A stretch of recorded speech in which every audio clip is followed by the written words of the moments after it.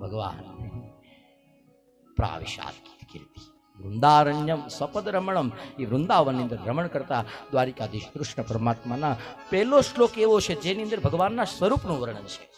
કારણ કે રૂપનું આકર્ષણ તો પહેલા છે, અને એટલા માટે કૃષ્ણ જેવું રૂપાળું આ દુનિયામાં કોઈ છે નહીં. કૃષ્ણ રૂપાળું નિરખી શોભા સળગે સગળી વાસના.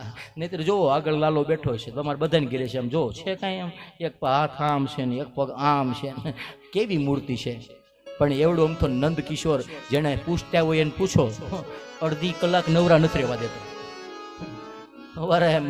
સવારના બંગલાથી શરૂ કર્યું હોય, શયન નો કરીએ ત્યાં સુધી જેને સેવા પધરાવી એને પૂછજો, નવરાય જ નો રે.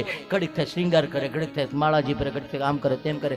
અવડા અમથા છે, પણ અવડા અમથા બાલકૃષ્ણ સાથે જેથી પ્રીત બંધાય, જેથી એની સાથે સ્નેહ બંધાય, જેથી હેત બંધાય, ત્યારે વૈષ્ણવોને એમ લાગે કે સમય ઘટે છે.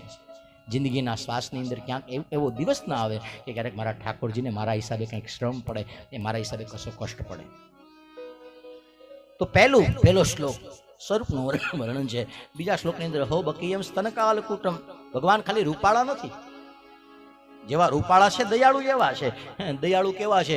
કીધું દેવકીને દૂધ પીને જે ગતિ આપીને એ ગતિ પૂતનાને ઝેર પીને આપી. દૂધમાં ને ઝેરમાં જે અંતર ન રાખે, આવો દયાળુ ભગવાન તો ક્યાં. અને ખરેખર ભગવાન દયાળુ છે.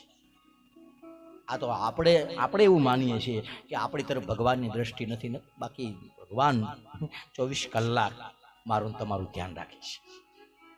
જો એને અનુભવો, એવા અનુભવો થયા છે. કોઈ ભજન કલાકારે લખ્યું છે કે ગાવું છે, એક કડી ગાઈ આવડશે મને, તમને તો આવડે છે, આ નહીં આવડે તો કઈ ઉપાધિ નહીં, આડાવું ભેગું થઈ જાજુ છેલ્લે પાછા. રામની અજબ રચના રે એનો પાર મનુષ્ય કે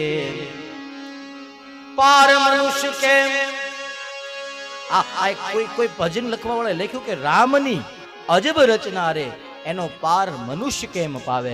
મનુષ્ય પાર ન પામી શકે. પણ અમારે વિજપડીની બાજુમાં નવા ગામ જાંબુડા છે, અને નવા ગામ જાંબુડાના કોઈ સાધુએ લખેલું ભજન છે કે રામની અજબ રચના રે જેનો પાર હરિજન પામે. જેનો પાર પામી જાય કોણ? કીધું જે ભગવાનના છે. અને પામી ગયા ભગવાન.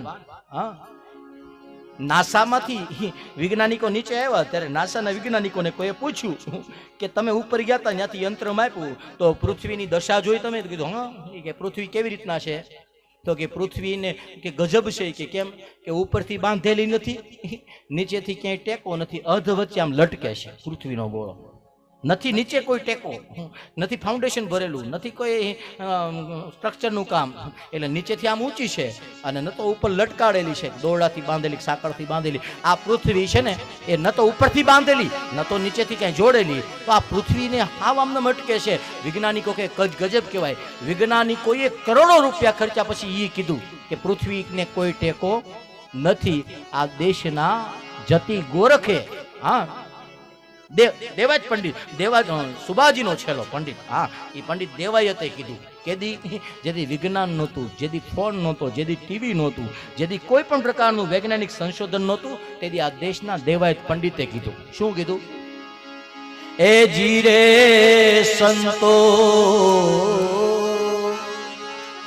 જમીન ને આસમાન એ વાલે મૂળ વિના ફેરાયા. એ જીરે સંતો જમીન ને આસમાન એ વાલે મૂળ વિના ફેરાયા. થંભ વિના યાબને ઠેરાવા, થંભ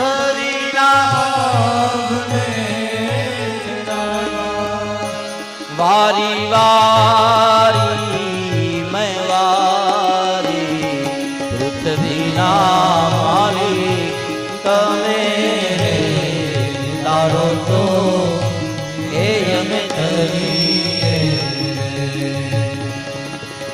પૃથ્વીના માલિક તમે રે તારો છો એ અમે કરીએ એ અમે આ દેવાય પંડિતની વાણી છે કે જમીન ને આસમાન જે દિવસે દુનિયામાં કાંઈ નહોતું તે દિવસે દેવાય પંડિતે આંખ બંધ કરીને કે અને બધી વાણી જોવો ને ભગવાન દેવાય પંડિત દાડા દાખવે સુણો તમે દેવળ દે નાર એ કળિયુગનું જે વર્ણન કર્યું તે દેવાય પંડિતે કીધું છે કે પહેલા રે પહેલા પવન ફરૂકશે નદીઓમાં નહીં હોય નીર ને ઉત્તર દિશાથી સાહેબો આવશે ને મોરે છે હનમો જતી વીર લખ્યા ને ભાખ્યા રે સોયદીન આવશે જૂઠડા નહીં રે લગાર દેવાય પંડિત દાડા દાખવી ભજન એ ભજનના શબ્દો નથી સાચા થતા હા એવું કીધું તું પળીએ પાણી વેચાશે આમ દોડે દીવા થશે તો કે કયું કઈ વાત ખોટી પડે અને હજી ભાગવતનો 12મો સ્કંદ કહે છે કે 20 વર્ષ જીવવાનું રહે કેટલું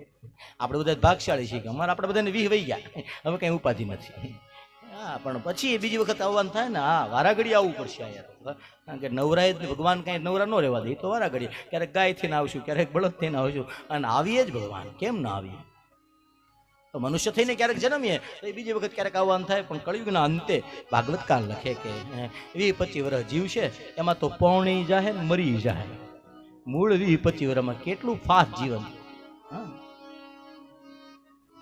આ તો આ પૃથ્વી જેના આધારે ચાલી રહી છે એ ભગવાન ખૂબ દયાળુ